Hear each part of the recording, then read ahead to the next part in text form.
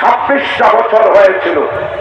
সাইদি সাহেবকে কোন গোষ্ঠী, কোন গোত্র, কোন রাজনৈতিক দলকে তাফসীর মাহফিল থেকে কোন একটা দিনের জন্য গালি দিয়েছিল, তার বিরোধিতা করেছিল? সাইদি সাহেবের টার্গেট হচ্ছে কোরআনের দাওয়াত দেওয়া, কোরআনের প্রচার করা, কোরআনের পাখি হিসাবে চট্টলার মানুষের হৃদয়ে কোরআনকে পৌঁছে দেওয়ার জন্য সাইদি সাহেব রহমতুল্লাহ আলাইহি 26টা বছর চট্টগ্রামে মাহফিল করেছে। এরপরেও এই মাহফিলের বিরুদ্ধে কয়েকটি রাজনৈতিক দল বারবার বিরোধিতা করেছে, হরতাল করেছেন। আমরা করেছিলাম মিউনিসিপালিটি হাই স্কুল, সেইখানে বাধা দেওয়া হল। কলেজে গিয়ে স্কুলেই তাফসীর মাহফিল আমরা করলাম, সেখানেও বাধা দেওয়া হল। আমরা সেইখান থেকে সর্বশেষ চট্টগ্রাম কলেজের এই মাঠে আমরা তাফসীর মাহফিল করেছিলাম।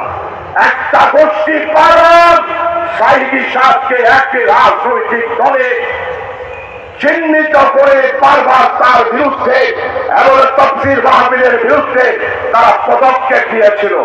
আজকে তাদেরকে বলতে চাই, আপনারা বাধা দিয়েছিলেন, বন্ধ করে 18 বছর রাখতে পেরেছেন। ইনশাআল্লাহ এখন তাফসীর মাহফিল শুরু হয়েছে, আর বাধা দেওয়া সম্ভব হবে না। ইনশাআল্লাহ আপনারা প্রিয় ভাই সব প্রধান ওয়াইস উনি এসেছেন, ওনার সাথে আমার দেখা রেসকোর্স ময়দানে একবার, উনিও চুমু খেলেন, আমিও চুমুই খেলাম। পিকচারে দেখেছি, কিন্তু এইভাবে সশরীরে দেখার সুযোগ হয় না। সেই দিন পুঁথিবিলা মাহফিলে উনি গিয়েছেন, হাজার হাজার জনতা উনার মাহফিলে বক্তব্যের পর আমাকে দিয়েছে। আল্লাহ আল্লাহ, মানুষ কিভাবে ভালোবাসে। তো প্রধান ওয়াইজিনকে রেখে এখানে ব্যবস্থাপনার যারা আছেন আমাকে এমন সময়ে দিতেন যখন প্রধান ওয়াইজের জন্য আমার সমস্ত শ্রোতারা আকাঙ্ক্ষা করে পিঠের কাঠের মতো বসে রয়েছে। আমার বক্তৃতা তো সবসময় শুনেন, এখন আর বেশিক্ষণ বক্তব্য রাখবো না। প্রিয় ভাই সবাই, এই তাফসীর কোরআন মাহফিলের মাধ্যমে চট্টগ্রামের বিশাল পরিবর্তন হয়েছে।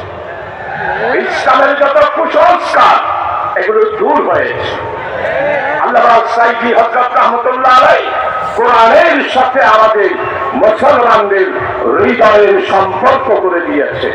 চট্টগ্রামের মুসলমানদেরকে কোরআন ধরিয়ে দিয়েছে, কোরআন অধ্যয়ন ধরিয়ে দিয়েছেন, কোরআন পড়ার জন্য অভ্যস্ত করেছে।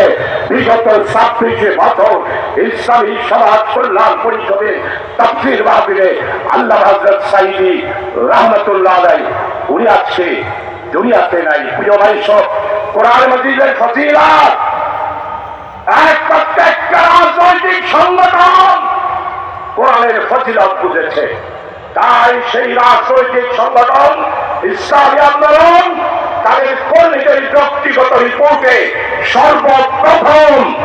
সর্বপ্রথম যেই দায়িত্বটা দেয় সেটা হলো কোরআন অধ্যয়ন।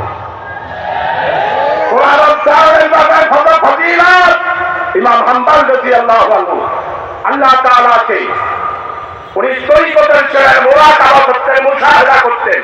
কোরআনের ফজিলত হাদিসে এসেছে, কোরআনে মাজিদও এসেছে।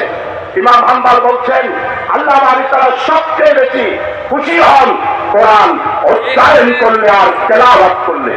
আর আল্লাহ সবচেয়ে বেশি নাখোশ হন কোন বান্দার বাড়িতে কোরআন থাকার পরেও যদি সেই কোরআন তেলাওয়াত না করে, কোরআন অধ্যয়ন না করে।